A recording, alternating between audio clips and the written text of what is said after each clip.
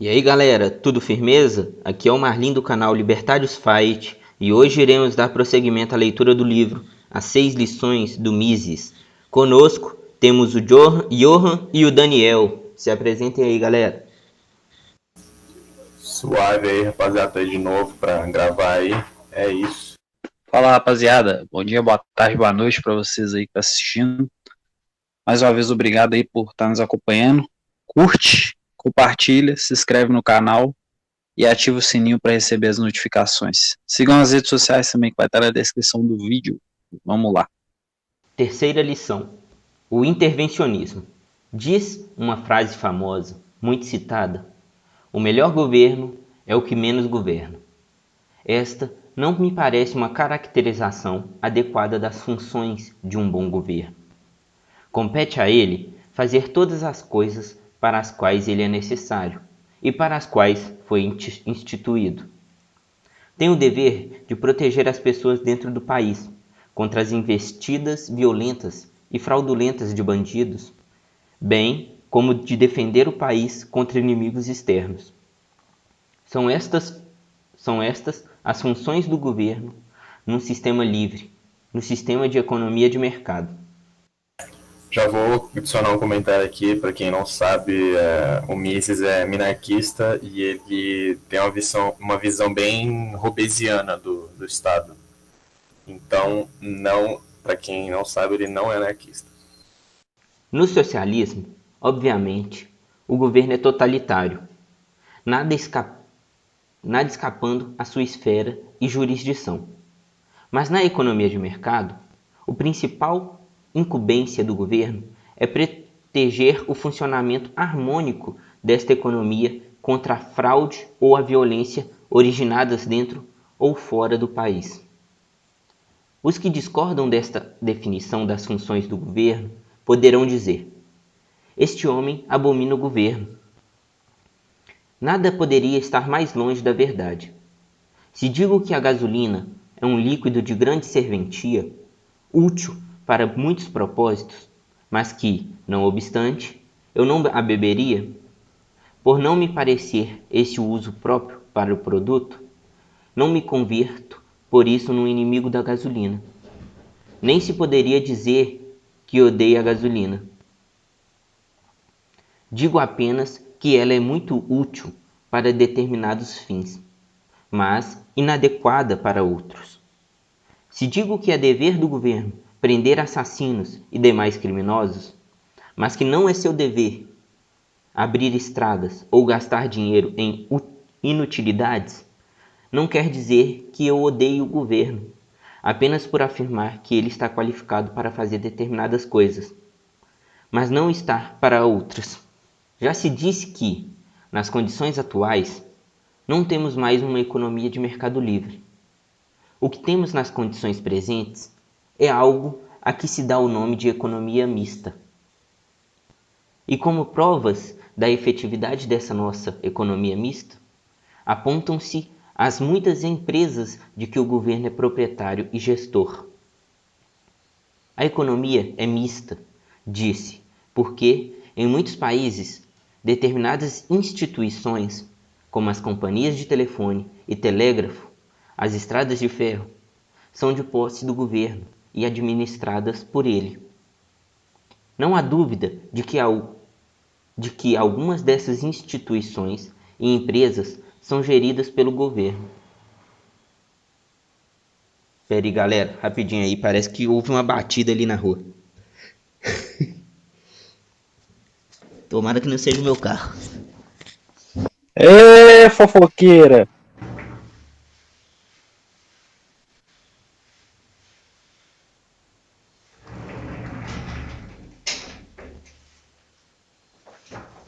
Já tô vendo que isso daí vai para os erros de gravação no final na edição. A linha fofoqueira, gente. Largou a gravação, vai ver batida de carro na rua. Não há dúvida de que algumas dessas instituições e empresas são geridas pelo governo. Mas esse fato não é suficiente para alterar o caráter do nosso sistema econômico. Nem sequer significa que se tenha instalado um pequeno socialismo no âmago do que seria, não fosse a intrusão dessas empresas de gestão governamental, a economia de mercado livre e não socialista. Isto porque o governo, ao dirigir essas empresas, está subordinado à supremacia do mercado, o que significa que está subordinado à supremacia dos consumidores. Ao administrar, digamos, o correio ou as estradas de ferro, ele é obrigado a contratar pessoal para trabalhar nessas empresas. Precisa também comprar as matérias-primas e os demais produtos necessários à operação das mesmas. E por outro lado, o governo vende esses serviços e mercadorias para o público. Todavia, embora administre essas instituições utilizando os métodos do sistema econômico livre, o resultado, via de regra, é um déficit. O governo, contudo, tem condições de financiar esse déficit. Pelo menos é esta a firme convicção, não só dos seus integrantes, como também dos que se ligam ao partido no poder. A situação do indivíduo é bem diversa. Sua capacidade de gerir um empreendimento deficitário é muito restrita. Se o déficit não for logo eliminado e se a empresa não se tornar lucrativa, ou pelo menos dar mostras de que não está incorrendo em déficits ou prejuízos adicionais, o indivíduo vai à falência e a empresa acaba. Já o governo goza de condições diferentes. Pode ir em frente com um déficit porque tem o poder de impor tributos à população. E, se os contribuintes se dispuserem a pagar impostos mais elevados para permitir ao governo administrar uma empresa deficitária, isto é, administrar com menos eficiência do que o faria uma instituição privada, ou seja, se o público tolerar esse prejuízo, então, obviamente, a empresa se manterá em atividade.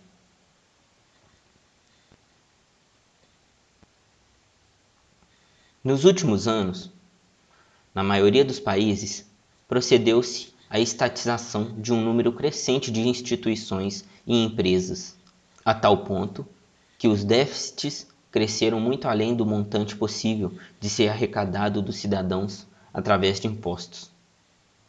O que acontece nesse caso não é um tema da palestra de hoje.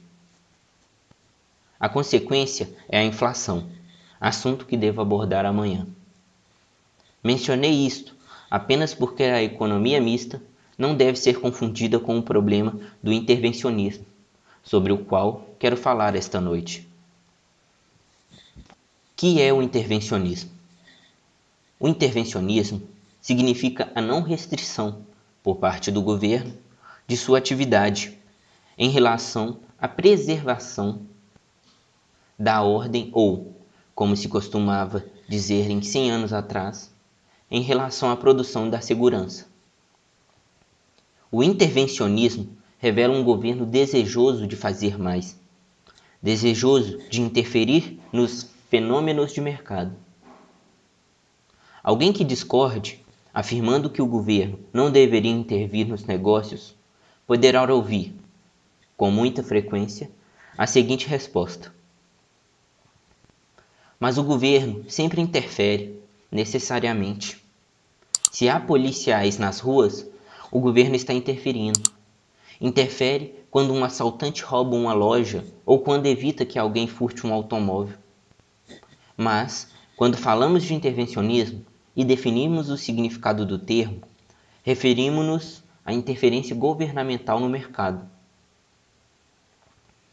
Que o governo e a polícia se encarreguem de proteger os cidadãos, e entre eles os homens de negócios e, evidentemente, seus empregados, contra ataques de bandidos nacionais ou do exterior. É efetivamente uma expectativa normal e necessária, algo a se esperar de qualquer governo. Essa proteção não constitui uma intervenção, pois a única função legítima do governo é, precisamente, produzir segurança. Quando falamos de intervencionismo, referimos-nos ao desejo que experimenta o governo de fazer mais que impedir assaltos e fraudes. O intervencionismo significa que o governo não somente fracassa em proteger o funcionamento harmonioso da economia de mercado, como também interfere em vários fenômenos de mercado. Interfere nos preços, nos padrões salariais, nas taxas de juros e de lucro.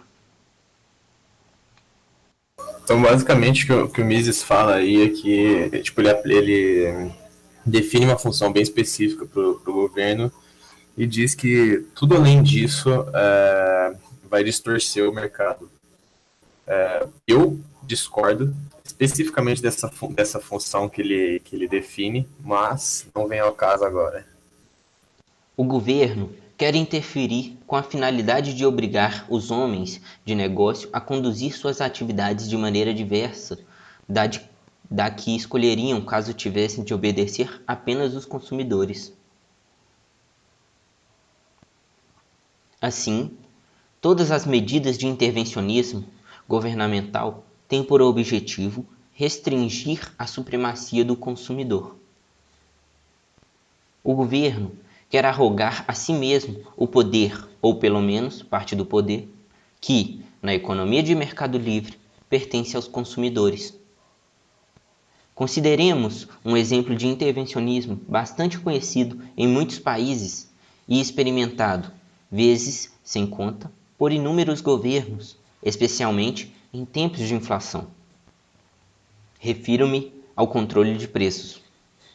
Em geral, os governos recorrem ao controle de preços depois de terem inflacionado a oferta da moeda e de a população ter começado a se queixar do decorrente aumento dos preços. Há muitos e famosos exemplos históricos do fracasso de métodos de controle dos preços, mas mencionarei apenas dois, porque em ambos os governos foram de fato extremamente enérgicos ao impor ou tentar impor seus controles de preço.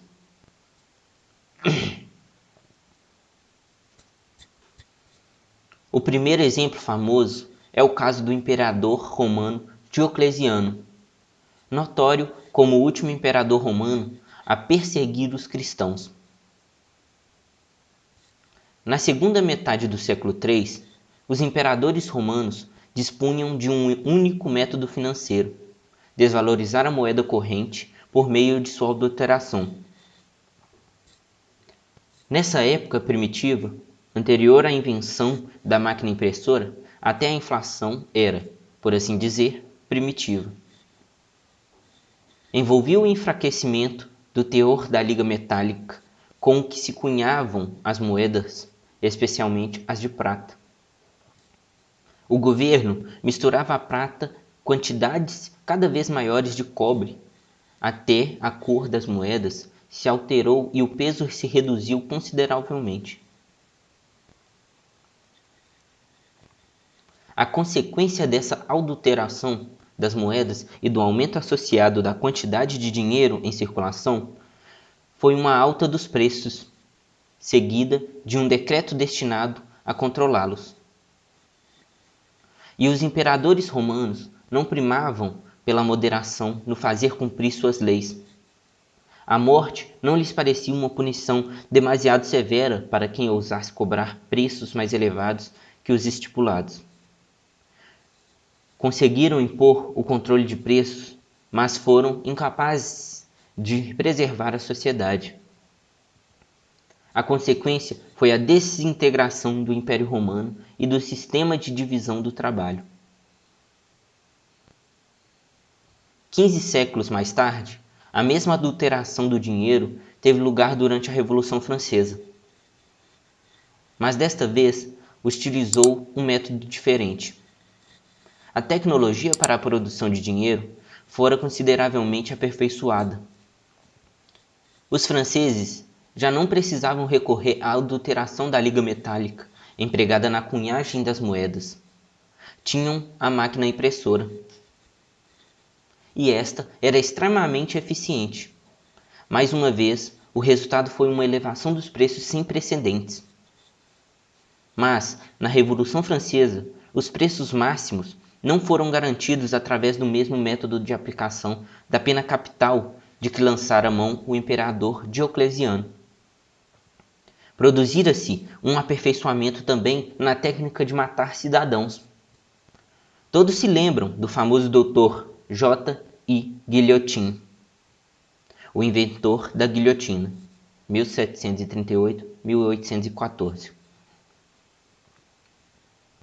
No entanto, apesar da guilhotina, os franceses também fracassaram com suas leis de preços máximos. Quando chegou a vez de Robespierre ser conduzido numa carroça rumo à guilhotina, o povo gritava: "Lá vai o bandido mor!".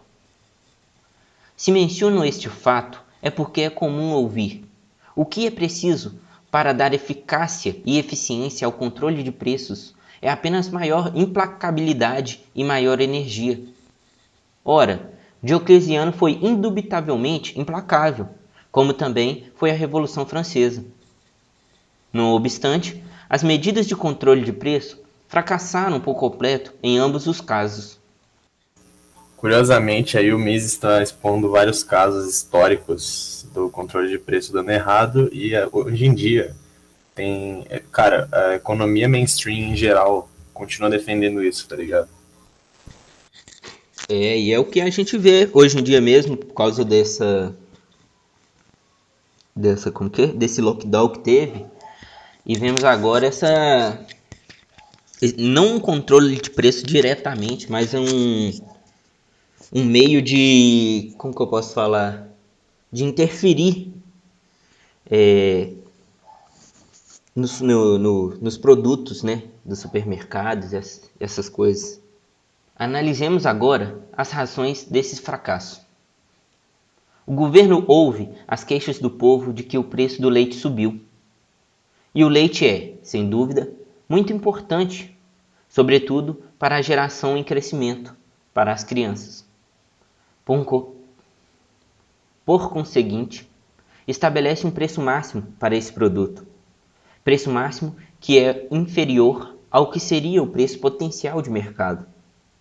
Então, o governo diz: estamos certos de que fizemos tudo o que era preciso para permitir aos pobres a compra de todo o leite de que necessitam para alimentar os filhos. Mas que acontece? Por um lado, o menor preço do leite provoca o aumento da demanda do produto.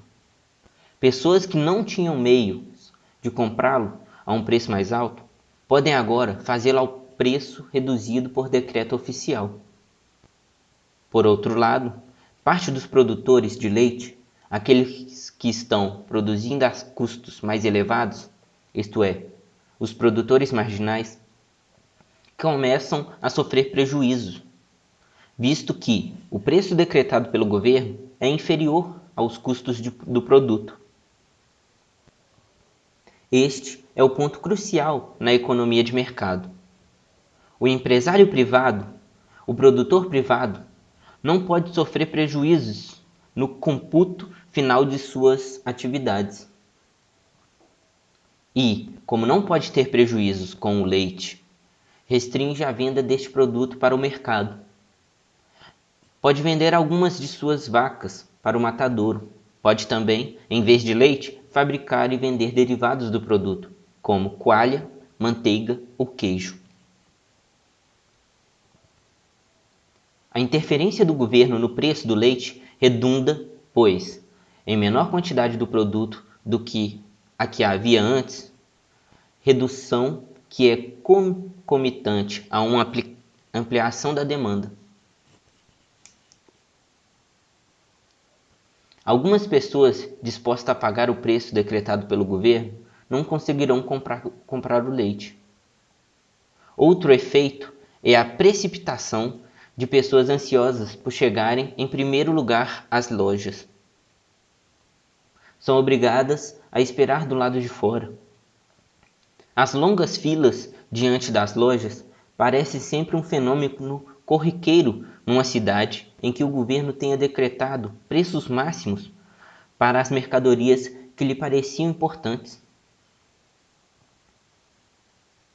Foi o que se passou em todos os lugares onde o preço do leite foi controlado. Por outro lado, isso foi sempre prognosticado pelos economistas. Obviamente, apenas pelos economistas sensatos, que, aliás, não são muitos numerosos. Mas qual é a consequência do controle governamental de preço? O governo se frustra. Pretendia aumentar a satisfação dos consumidores de leite, mas na verdade descontentou-os. Antes de sua interferência, o leite era caro, mas era possível comprá-lo. Agora, a quantidade disponível é insuficiente. Com isso, o consumo total se reduz. As crianças passam a tomar menos leite e chegam a não mais tomá-lo. A medida a que o governo recorre em seguida é o racionamento. Mas racionamento significa tão somente que algumas pessoas são privilegiadas e conseguem obter leite, enquanto outras ficam sem nenhum. Quem obtém e quem não obtém é obviamente algo sempre determinado de forma muito arbitrária. Pode ser estipulado, por exemplo, que crianças com menos de 4 anos de idade devem tomar leite, e aquelas com mais de 4, ou entre 4 e 6, devem receber apenas a metade da ração a que as menores fazem jus. Faça o governo o que fizer, permanece o fato de que só há disponível uma menor quantidade de leite. Consequentemente, a população está ainda mais satisfeita que antes. O governo pergunta, então, aos produtores de leite, por que não tem imaginação suficiente para descobrir por si mesmo? Por que não produzem a mesma quantidade que antes? Obtém a resposta. É impossível, uma vez que os custos de produção são superiores ao preço máximo fixado pelo governo. As autoridades se põem em seguida a estudar os custos dos vários fatores de produção, vindo a descobrir que um deles é a ração. Pois bem, diz o governo, o mesmo controle que impusemos ao leite, vamos aplicar agora à ração. Determinaremos um preço máximo para ela e os produtores de leites poderão alimentar seu gado a preços mais baixos, com menor dispêndio. Com isso, tudo se resolverá. Os produtores de leites terão condições de produzir em maior quantidade e venderão mais. O que acontece nesse caso? Repete-se com a ração a mesma história acontecida com o leite. E, como é fácil depreender, pelas mesmíssimas razões, a produção de ração diminui e as autoridades se veem novamente diante de um dilema. Nessas circunstâncias, providenciam novos interlocutores, no intuito de descobrir o que há de errado com a produção de ração. E recebem dos produtores de ração uma explicação idêntica à que lhes fora fornecida pelos produtores de leite. De sorte que o governo é compelido a dar um outro passo, já que não quer abrir mão do princípio do controle de preços. Determina preços máximos para os bens de produção necessários à produção de ração. E a mesma história, mais uma vez, se desenrola. Assim, o governo começa a controlar não mais apenas o leite, mas também os ovos, a carne e outros artigos essenciais.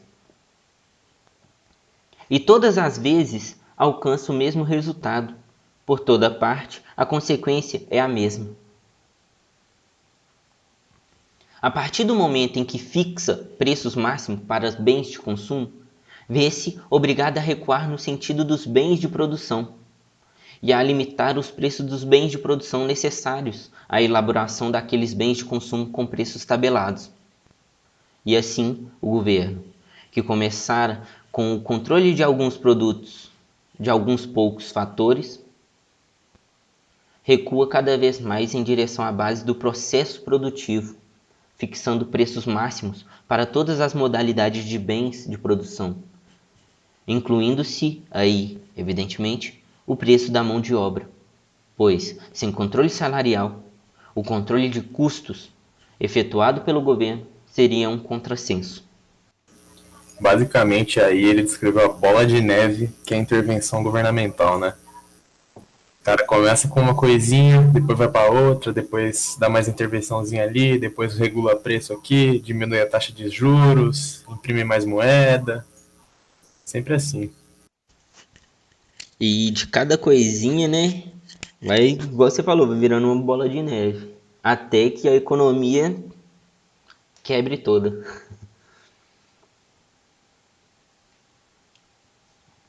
Ademais, o governo não tem como limitar sua interferência no mercado apenas ao que lhe afigura como bem de primeira necessidade: leite, manteiga, ovos e carne. Precisa necessariamente incluir os bens de luxo, porquanto, se não limitasse seus preços, o capital e a mão de obra abandonariam a produção dos artigos de primeira necessidade e acorreriam à produção dessas mercadorias que o governo reputa supérfluas. Portanto, a interferência isolada no preço de um ou de outro bem de consumo sempre gera efeitos, e é fundamental compreendê-lo, ainda menos satisfatórios que as condições que prevaleciam anteriormente. Antes da interferência, o leite e os ovos são caros, depois começam a sumir do mercado. Aqui ele faz uma distinção entre bens de primeira categoria, bens de primeira necessidade, né, com os outros bens. Isso. Sempre tem os bens de consumo, que são bens de primeira ordem. Daí, quanto mais alta na escala, mais longe na escala dos fatores de produção, daí ele vai chamar de bem de ordem maior ou algo assim. Uhum. O governo considera esses artigos tão importantes que interferiu. Queria torná-los mais abundantes, ampliar sua oferta.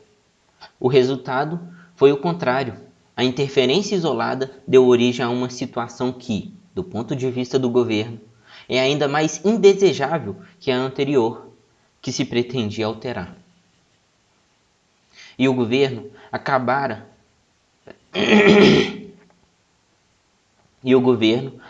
por chegar a um ponto em que todos os preços, padrões salariais, taxas de juros, em suma, tudo o que compõe o conjunto do sistema econômico é determinado por ele, e isso, obviamente, é socialismo. O que lhes apresentei aqui, nessa explanação esquemática e teórica, foi precisamente o que ocorreu nos países que tentaram impor preços máximos, países cujos governos foram teimosos o bastante para avançarem passo a passo até a própria derrocada. Foi o que aconteceu na Primeira Guerra Mundial com a Alemanha e a Inglaterra. Analisemos a situação que existia nos dois países. Ambos experimentavam a inflação. Como os preços subiam, os dois governos impuseram controle sobre eles, tendo começado com apenas alguns preços, nada mais que leite e ovos, foram forçados a avançar cada vez mais. Mas a guerra se prolongava, maior se tornava a inflação. E após 3 anos de guerra, os alemães, de maneira sistemática, como é de seu estilo, elaboraram um grande plano. Chamaram-no Plano Hindenburg. Naquela época, tudo na Alemanha que parecia bom ao governo era batizado de Hindenburg. O Plano Hindenburg estabelecia o controle governamental sobre todo o sistema econômico do país, preços, salários, lucros, tudo. E a burocracia tratou imediatamente de pôr em prática este plano. Mas, antes de concluí-lo, veio a derrocada. O Império Alemão desintegrou-se, o aparelho burocrático esfacelou-se, a Revolução produziu seus efeitos terríveis. Tudo chegou ao fim. Os fatos, na Inglaterra, inicialmente ocorreram dessa mesma maneira, mas, depois de algum tempo, na primavera de 1917, os Estados Unidos entraram na guerra e abasteceram os ingleses com quantias suficientes de tudo. Dessa forma, o caminho do socialismo, o caminho da servidão, foi obstado. Antes da ascensão de Hitler ao poder, o controle de preços foi mais uma vez introduzido na Alemanha pelo chanceler Brüning, pelas razões de costume. O próprio Hitler aplicou-o antes mesmo do início da guerra. Na Alemanha de Hitler não havia empresas privadas ou iniciativa privada. Na Alemanha de Hitler havia um sistema de socialismo que só diferia do sistema russo na medida em que ainda eram mantidos a terminologia e os rótulos do sistema de livre economia. Ainda existiam empresas privadas, como eram denominadas, mas o proprietário já não era um empresário, chamavam-no gerente ou chefe de negócios. Então, só queria deixar indicado aqui para a galera ler O Caminho da Servidão, do Hayek, que vai descrever aí o processo histórico desse aumento do totalitarismo na Europa. E também, cara, eu acho que é um capítulo mais pro final da ação humana, que chama Economia de Guerra, que o Mises vai fazer essa análise econômica mesmo, de como a economia tende a se comportar durante a guerra. Todo o país foi organizado numa hierarquia de Führers. Havia o Führer Supremo, obviamente Hitler, e em seguida uma longa sucessão de Führers, em ordem decrescente até os Führer do último escalão. E assim, o dirigente de uma empresa era o Betriebsführer. O conjunto de seus empregados, os trabalhadores da empresa, eram chamados por uma palavra que, na Idade Média, designara o séquito de um senhor feudal. O Gefolgschaft. E toda essa gente tinha de obedecer às ordens expedidas por uma instituição que ostentava o nome assustadoramente longo de Ministério da Economia do Império, a cuja frente estava o conhecido gorducho Göring, enfeitado de joias e medalhas. E era desse corpo de ministros de nome tão comprido que emanavam todas as ordens para todas as empresas. O que produzir, em que quantidade, onde comprar matérias-primas e quanto pagar por elas, a quem vender os produtos e a que preço. Os trabalhadores eram designados para determinadas fábricas e recebiam salários decretados pelo governo. Todo o sistema econômico era agora regulado, em seus mínimos detalhes, pelo governo. O Betriebsführer não tinha o direito de se apossar dos lucros. Recebia o equivalente a um salário e, se quisesse receber uma soma maior, diria, por exemplo, estou muito doente, preciso me submeter a uma operação imediatamente, e isso custará 500 marcos. Nesse caso, era obrigado a consultar o Führer do distrito, que o autorizaria, ou não, a fazer uma retirada superior ao salário que lhe era destinado. Os preços já não eram preços, os salários já não eram salários. Não passavam de expressões quantitativas num sistema de socialismo. Permitam-me agora contar-lhes como esse sistema entrou em colapso. Um dia, após anos de combate, os exércitos estrangeiros chegaram à Alemanha. Procuraram conservar esse sistema econômico de direção governamental, mas, para isso, teria sido necessária a brutalidade de Hitler. Sem ela, o sistema não funcionou. Enquanto isso acontecia na Alemanha, durante a Segunda Guerra Mundial, a Grã-Bretanha fazia exatamente a mesma coisa, a partir do controle do preço de algumas mercadorias. O governo britânico começou, passo a passo, assim como Hitler procedera em tempo de paz, antes mesmo de deflagrada a guerra, a controlar cada vez mais a economia, até que, por ocasião do término da guerra, tinham chegado a algo muito próximo do puro socialismo. A Grã-Bretanha não foi conduzida ao socialismo pelo governo do Partido Trabalhista, estabelecido em 1945. Ela se tornou socialista durante a guerra, ao longo do governo que tinha à frente como primeiro-ministro Sir Winston Churchill. O governo trabalhista simplesmente manteve o sistema de socialismo já introduzido pelo governo de Sir Winston Churchill. E isso, a despeito da grande resistência do povo, as estatizações efetuadas na Grã-Bretanha não tiveram grande significado. A estatização do Banco da Inglaterra foi inócua, visto que essa instituição financeira já estava sob completo controle governamental. E o mesmo se deu com a estatização das estradas de ferro e da indústria do aço. O socialismo de guerra, como era chamado, denotando o sistema de intervencionismo implantado passo a passo, já estatizara praticamente todo o sistema.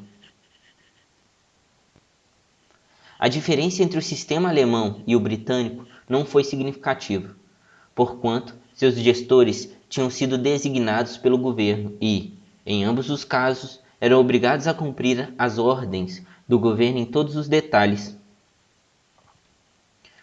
Como eu disse antes, o sistema dos nazistas alemães conservou os rótulos e termos da economia capitalista de livre mercado. Mas essas expressões adquiriram um significado muito diverso. Já não passavam agora de decretos governamentais. Isso também se aplica ao sistema britânico, quando o Partido Conservador foi reconduzido ao poder. Alguns desses controles foram suprimidos.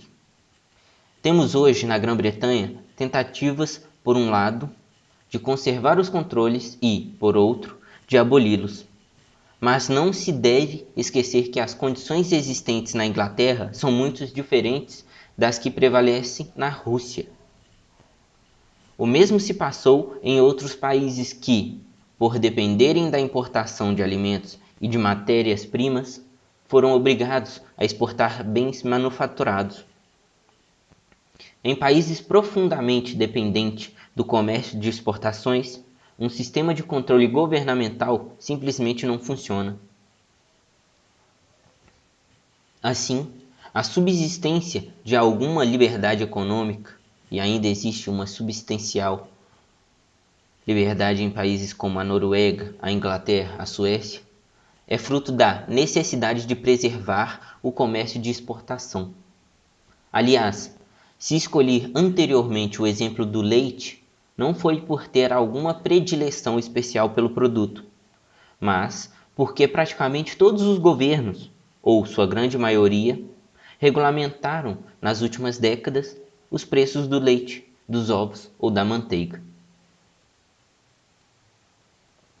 Quero lembrar, em poucas palavras, um outro exemplo, o do controle do aluguel. Uma das consequências do controle dos aluguéis por parte do governo é que as pessoas teriam, por causa de alterações na situação familiar, de mudar de apartamentos maiores para outros menores. Já não o fazem. Considere-se, por exemplo, um casal cujos filhos saíram de casa em outras cidades. Casais como estes tendiam a se mudar, passando a habitar apartamentos menores e mais baratos. Com a imposição do controle sobre os aluguéis, essa necessidade desaparece. Em Viena,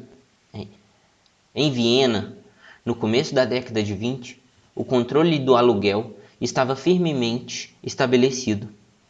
Assim, a quantia que um locador recebia por um apartamento de dimensões médias, submetido a controle de aluguel, não excedia o dobro do preço de uma passagem de bonde, sistema de transportes pertencente à municipalidade.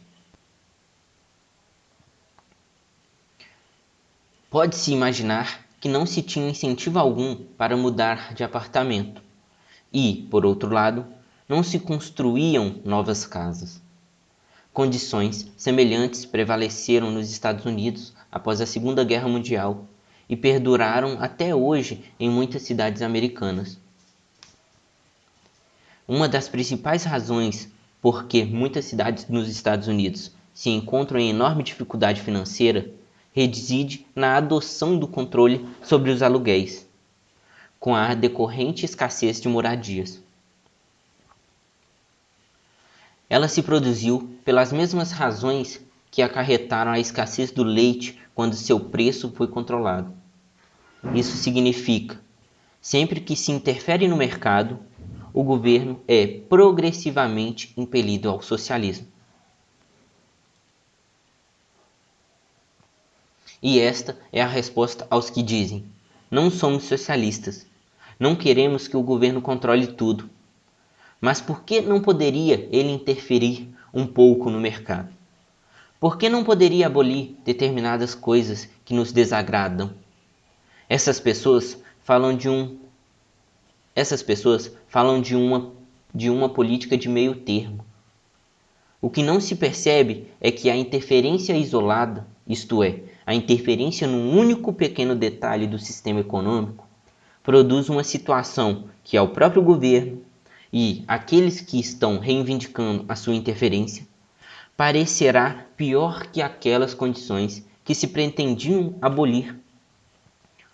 Os que propunham o controle dos aluguéis ficam irritados ao se darem conta da escassez de apartamentos e moradias em geral. Mas essa escassez de moradias foi gerada precisamente pela interferência do governo, pela fixação dos aluguéis num padrão inferior ao que se iria pagar num sistema de livre mercado. A ideia de que existe entre o socialismo e o capitalismo um terceiro sistema, como chamam seus defensores, o qual, sendo equidistante do socialismo e do capitalismo, conservaria as vantagens e evitaria as desvantagens de um e de outro, é puro contrassenso.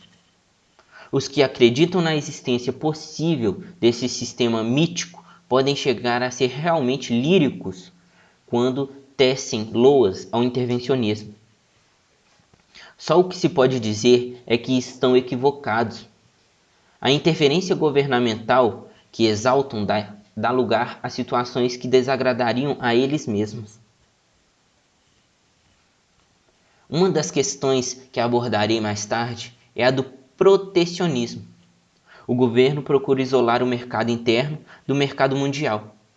Introduz tarifas que elevam o preço interno da mercadoria acima do preço em que é cotada no mercado mundial, o que possibilita aos produtores nacionais a formação de cartéis. Logo em seguida, o mesmo governo investe contra os cartéis, declarando: nestas condições, impõe-se uma legislação anticartel. É o governo tentando dar um remédio para um problema que ele mesmo criou. Exatamente. Foi precisamente esse o procedimento da maioria dos governos europeus. Nos Estados Unidos, somam-se a isso razões adicionais para a legislação antitruste e para a campanha governamental contra o fantasma do monopólio. É absurdo ver o governo, que gera, por meio do próprio intervencionismo, as condições que possibilitam a emergência de cartéis nacionais, voltar-se contra o meio empresarial, dizendo: há cartéis, portanto, é necessária a interferência do governo nos negócios.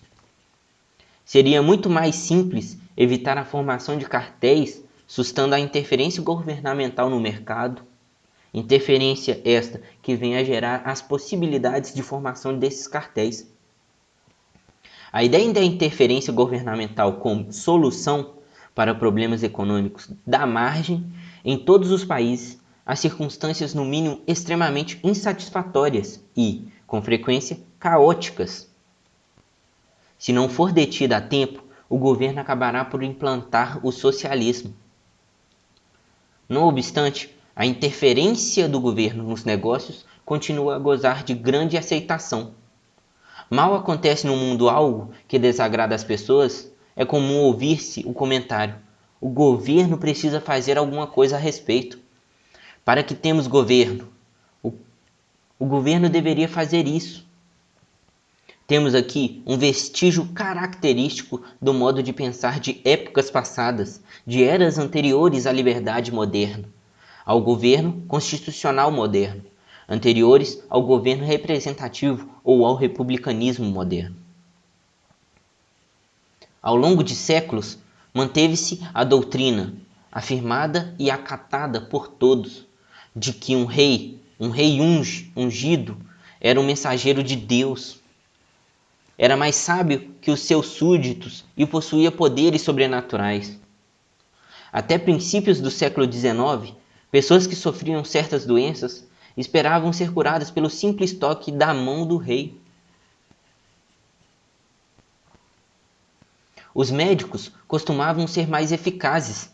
Mesmo assim, permitiam aos seus pacientes experimentar o rei. Essa doutrina da superioridade de um governo paternal e dos poderes sobre-humanos dos reis hereditários extinguiu-se gradativamente, ou, pelo menos, assim imaginávamos. Mas ela ressurgiu. O professor alemão Werner Sombart, a quem conheci muito bem, homem de renome mundial, foi doutor honoris causa de várias universidades e membro honorário da American Economic Association.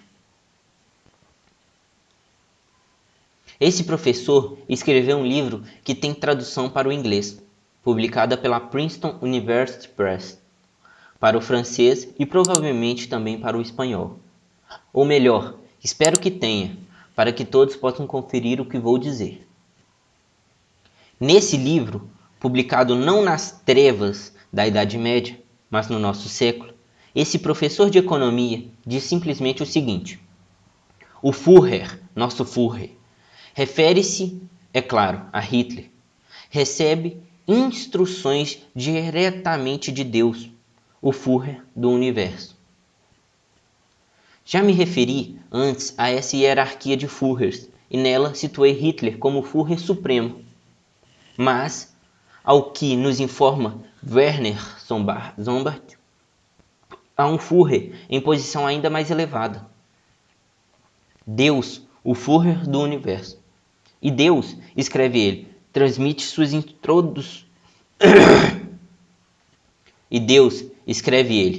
transmite suas instruções diretamente a Hitler. Naturalmente, o professor Sombart não deixou de acrescentar, com muita modéstia: não sabemos como Deus se comunica com o Führer, mas o fato não pode ser negado. Ora, se ficamos sabendo que semelhante livro pode ser publicado em alemão, a língua de um país outrora exaltado como a nação dos filósofos e dos poetas, e o vemos traduzido em inglês e francês, já não nos espantará que mesmo um pequeno burocrata venha, um dia, a se considerar mais sábio e melhor que os demais cidadãos, e deseje interferir em tudo, ainda que ele não passe de um relés burocratazinho, em nada comparável ao famoso professor Werner Sombart, membro honorário de tudo quanto é entidade. Haveria um remédio contra tudo isso? Eu diria que sim, há um remédio. E esse remédio é a força dos cidadãos.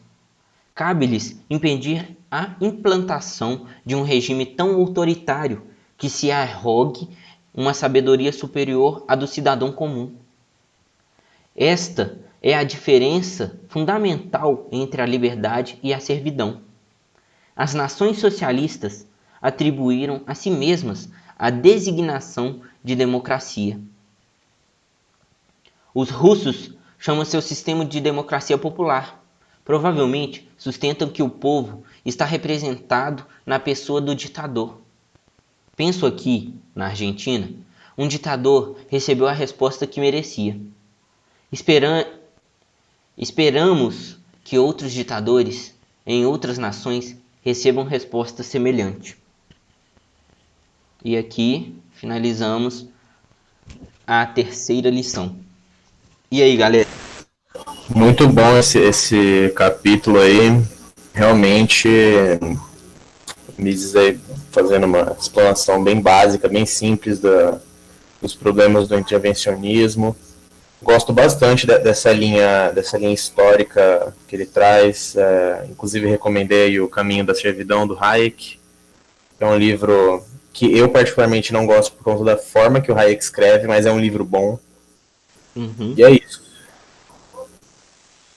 Eu também curti muito ali, ainda mais no início, que ele puxa também a orelha dos indivíduos, né? Para ter mais responsabilidade. Sim. É muito bacana esse livro. E aí, Dan? Velho, tem nem o que falar, né, velho? Mises é o cara, né, velho? Esse capítulo de intervencionismo, ele mostra, vamos supor assim, como uma linha do tempo, o tanto que o intervencionismo é ruim, e igual você falou, ele puxa pra gente ter mais responsabilidade. Você pensa, se você dentro da sua casa, às vezes você não gosta de intromissão nas coisas que você está fazendo, por que tem que ter intervenção do Estado na sociedade que isso vai refletir na nossa vida também? Ou seja, vai ser uma intromissão na nossa vida, no nosso modo de viver, nosso modo de fazer as coisas. Isso é muito top, velho. E eu deixo aqui também um livro aqui para o pessoal procurarem, que se chama Memórias da Segunda Guerra Mundial, do Winston Churchill, que ele vai contar um pouco sobre a guerra, né, e tudo mais. E é um livro muito excelente, viu? Recomendo bastante. Eu nunca li esse livro, hein? Oi? Eu nunca li esse livro. Ele vem em 2 volumes. O primeiro volume ele conta praticamente ali em 1919 a 1941 e o segundo volume em 1941 a 1945. Entendi. Da hora, da hora. Mas é isso aí, galera. Hoje, uma leitura bacana. Curti pra caramba essa terceira lição aí. E semana que vem não, viajando aqui. Amanhã teremos a quarta lição, né? Que é a inflação. Um termo aí até bacana aí para pessoal aqui que não sabe o que é inflação conhecer aí. Então é isso, galera. Tamo junto. Se inscrevam no canal, deixa o joinha aí, compartilha com os amigos. Dan e Johan vai dar suas palavras finais aí. Tamo junto, é nóis. É isso, continue assistindo aí. Um abraço. Um abraço, obrigado pela participação, tamo junto, até o próximo vídeo.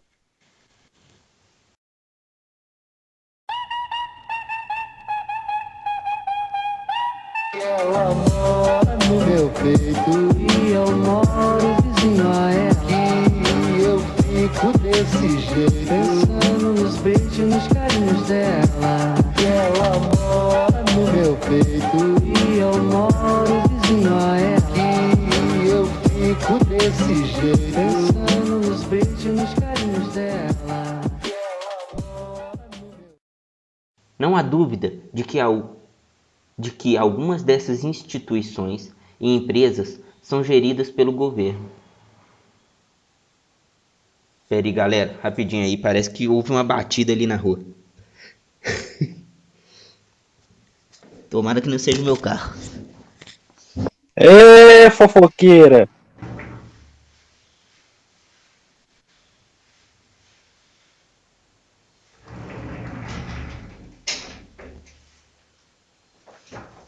Já tô vendo que isso daí vai para os erros de gravação no final na edição. A minha fofoqueira, gente. Largou vai ver batida de carro na rua.